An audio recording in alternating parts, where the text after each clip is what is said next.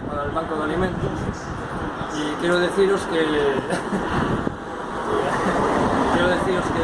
no solo correr, sino que tenemos que ayudar a la gente porque hay mucha gente aquí en Coruña y en otras partes que lo está pasando muy mal.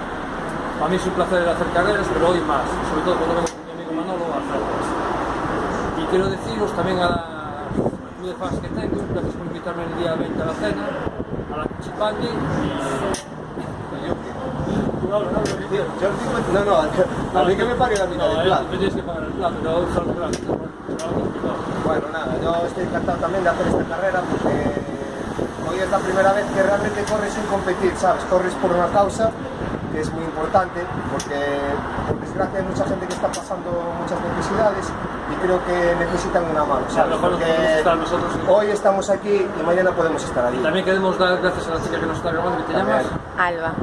¿Cómo? Alba.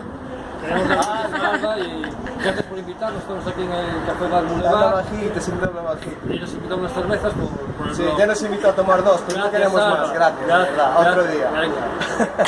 Vale, Pues sí se puede. Sí se puede, Alba, venga.